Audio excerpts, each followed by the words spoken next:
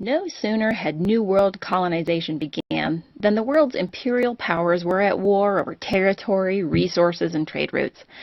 The most significant of these conflicts involving America started in present-day Pennsylvania in 1753. But what began as a squabble between colonial governors turned into World War. Within 2 years, the 7 Years' War involved all of the European powers, with battles or territory at stake in Europe, Africa, India, North America, South America, and the Philippines. The colonists called it the French and Indian War, and it permanently shifted the global balance of power. By the mid-18th century, both the British and French wanted to extend their North American colonies into the land west of the Appalachian Mountains, known then as the Ohio Territory. Each side already had fur traders doing business with Native Americans there and pioneers living on the frontier. A group of wealthy English colonists had even formed an investment company to sell farmland in Ohio. The French believed they had exclusive rights to the land since their explorers had been there first. They tried to force the English out by capturing several of their trading posts and destroying an Indian village that supported English traders in 1752. For years, the American colonists had been asking for permission to raise an army and end the French threat once and for all.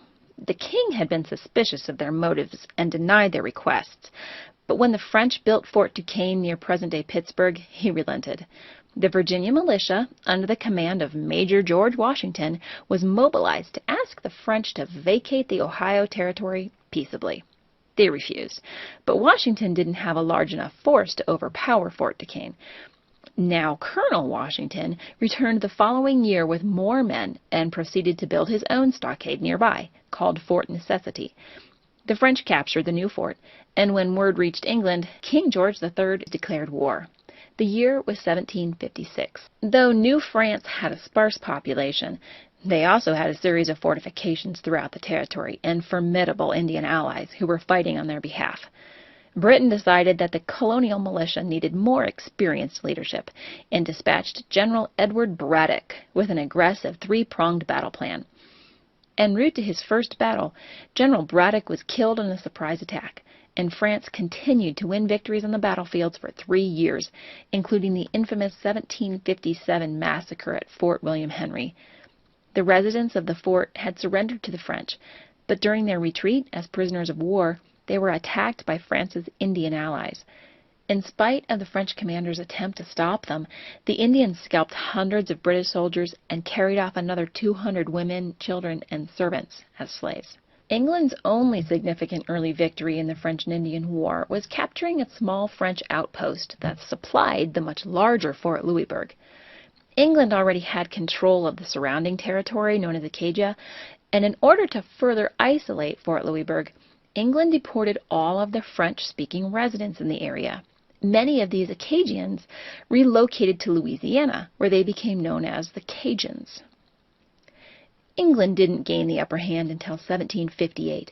A new battle plan organized by the British Prime Minister called for a significant troop surge, new strategy that better suited the frontier, a naval blockade, and an alliance with some Native American tribes. This plan coincided with an outbreak of smallpox among France's Indian allies that year. Finally, British forces captured a series of forts, including Ticonderoga, which became an important target for colonial forces a few years later in the American Revolution. Quebec finally fell, and by 1760, England controlled all of New France. The battle for America was over, and France had lost. Since hostilities continued in other theaters for a few years, the French and Indian War technically didn't end until 1763. In the Treaty of Paris, France had to give England all of Canada and the eastern half of Louisiana.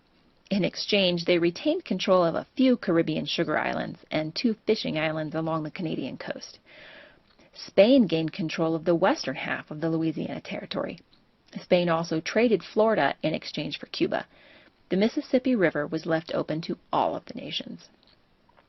Though France was clearly the loser in the 7 Years' War, the financial cost of fighting had saddled England with enormous debt. After making such a huge and expensive and deadly effort to keep America safe from France and its Indian allies, King George III and Parliament felt it was only fair that the colonists help pay for the war through a series of new taxes. Colonists felt differently. When all was said and done, it seemed to the Americans like they were worse off than before. The colonists had suffered heavy casualties, even higher than the Revolution a few years later. Worse yet, even though Britain now controlled all of the land between the Atlantic Ocean and the Mississippi River, the King's Royal Proclamation of 1763 prohibited settlement beyond the Appalachian Mountains, the very reason the war had started in the first place. And though many colonists gained valuable military experience, they chafed at their treatment by English officers and the difference in their pay from British regular soldiers.